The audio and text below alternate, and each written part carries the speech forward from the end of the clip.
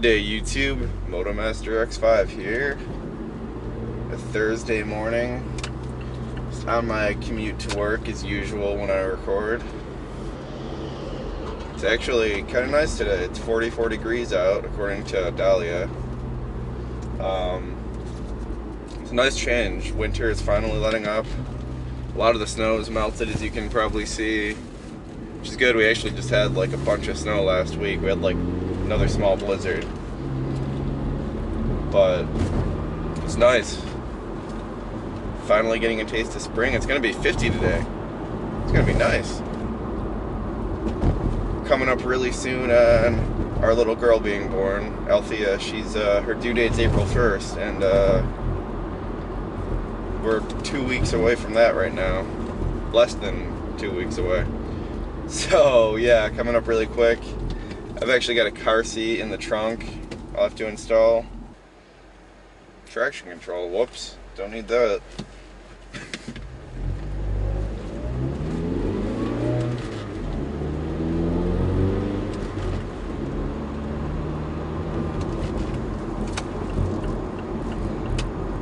Don't know about you guys, but I usually turn traction control off. I just find it unnecessary and annoying most of the time. Although in this car, it doesn't seem like you can fully turn it off in Mazda 3s, which is very unfortunate. Really kind of wish you could. Not really a huge fan of electronic aids in general, because they really can't predict what you're trying to do. They have one task, like traction control, just trying to make your tires not spin, which I guess for most people is a good thing. But for someone who drives hard occasionally, like, I don't really care if my tires spin. I'm gonna adjust this up a little bit. Like, if my tires spin a little bit, shifting gears and in between gears, if I'm on the throttle hard or if I'm coming out of corner hard, then I kind of expect a little bit of wheel spin. And the Mazda 3 will cut a lot of power, especially in between gear shifts. If I, let's say, dump the clutch going from first to second, sometimes I'll get some wheel spin going into second, and then it cuts power for like a couple seconds after that. Like, I'll put my foot down and it just gives me nothing. It's really annoying, even that's with the traction control off. It still cuts power. It's not as aggressive, but it still does it.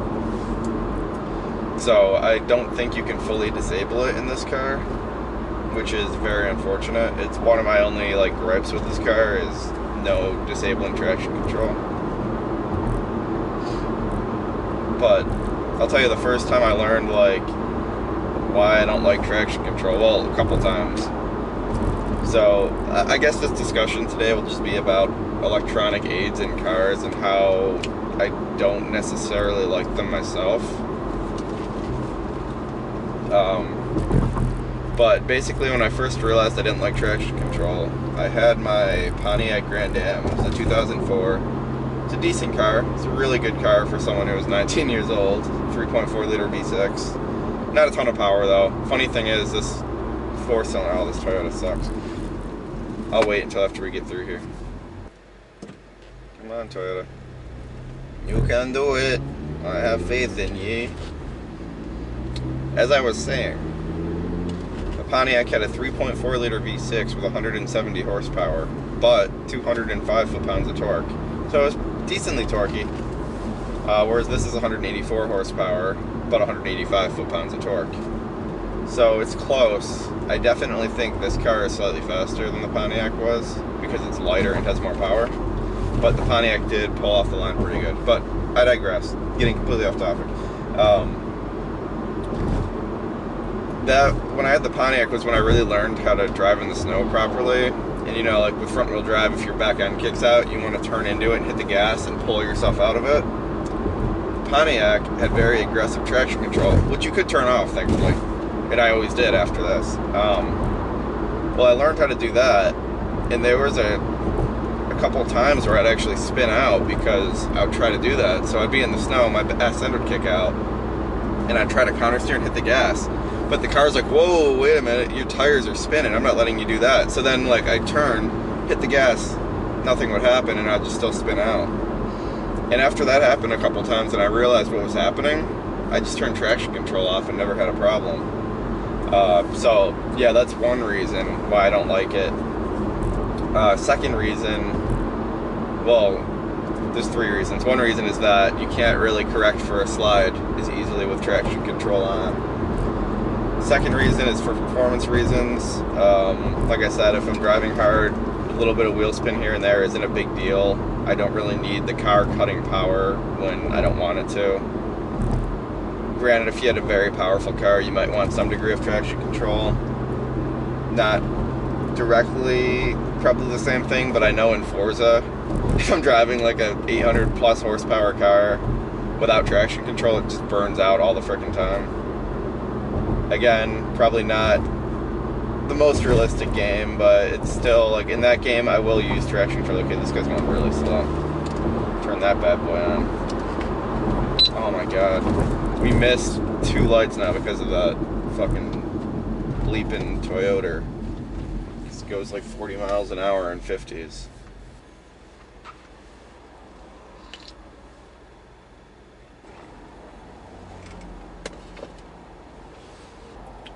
Third reason, don't like traction control. It's primarily similar, it's for snow driving. Let's say you're stuck and you want to get unstuck. With traction control, if your wheels spin at all, again, it cuts power. I've had plenty of times with all my vehicles where if traction control's on, I cannot get unstuck because it just sits there. Or if I'm going like on a really snowy road, the car won't let me move more than like 2 miles an hour because the wheels are spinning. Whereas if I just turn, I'll start calling it TC, I'm getting sick of saying traction control. If I turn TC off, I'll be able to just, yeah, my wheels will be spinning, but I can just still plow through things.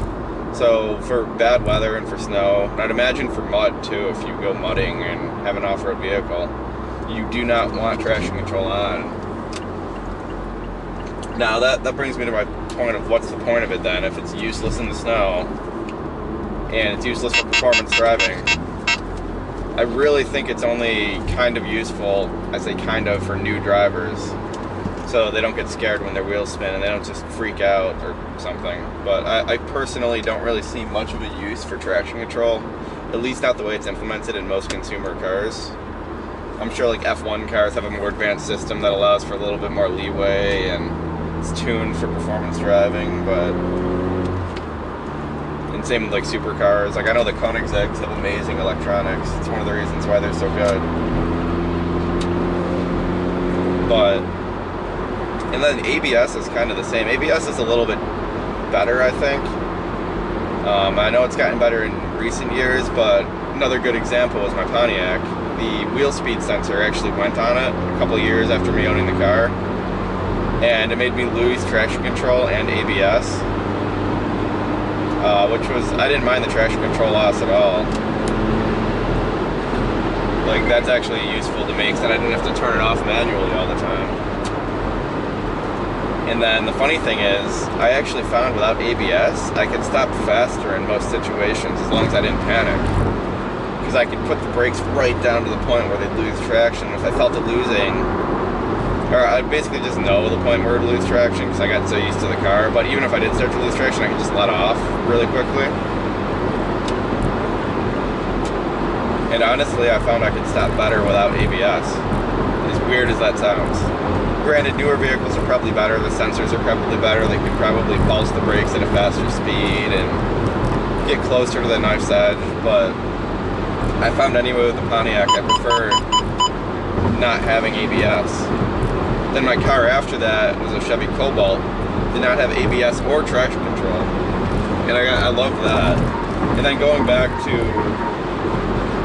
the Subaru, the ABS seemed alright. Still, I didn't really care for it. And I always turned traction control off right away in the WRX when I had that. But yeah, that's basically, just not a huge fan of all these electronic aids. I don't like the way they take control from the driver.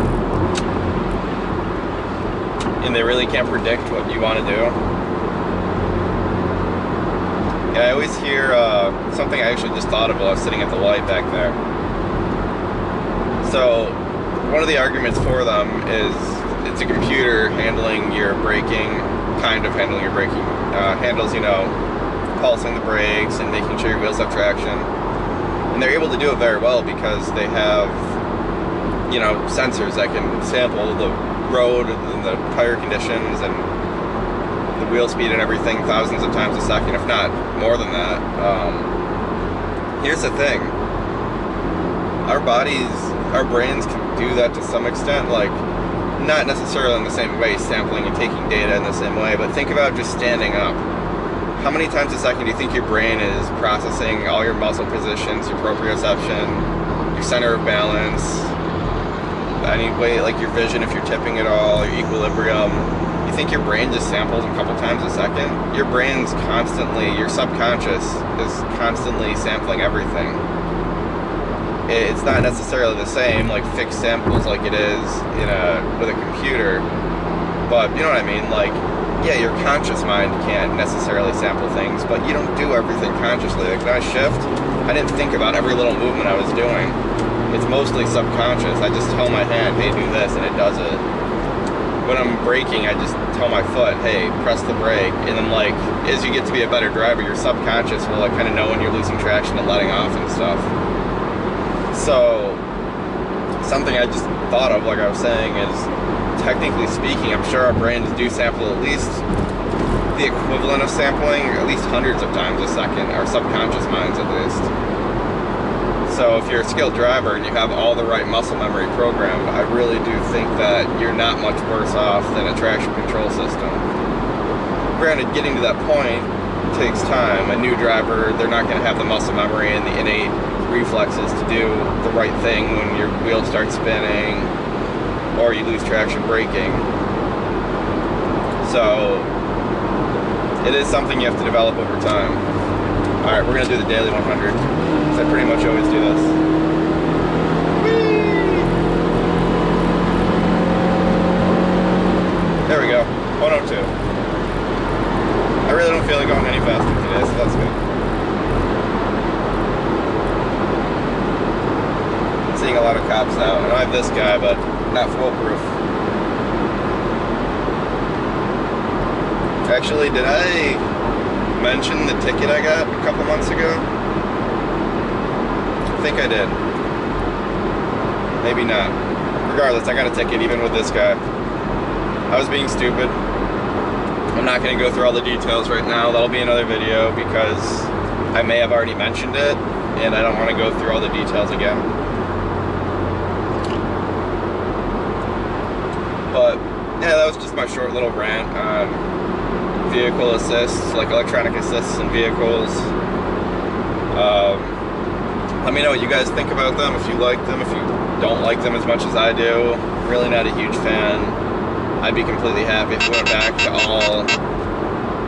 all drive-by, I was gonna say wire, because I'm used to like thinking of bikes throttled by wire, which is not actually good either. Never mind. I'd be happy going all back to mechanical systems with direct linkages between the driver and the car. But I'm in the minority, I know that. And not many people, not to sound egotistical, but not many people would want to do that because they don't have the ability to. Like, they wouldn't really be able to drive as good without the computer. I'm sure many people in the snow really rely on their ABS and their traction control and a lot of cars have electronic stability control now where they'll actually take control of the wheel to straighten the car out, which I really would not like that. My mom's car has it and she loves it. So again, she likes it. I personally would hate that. But, and then like all this lane assist shit, the lane assist stuff, I think a lot of this just makes distracted driving worse because people feel like they don't need to pay attention. See, I didn't even get into the advanced stuff like that. I was just thinking the basic ABS and traction control.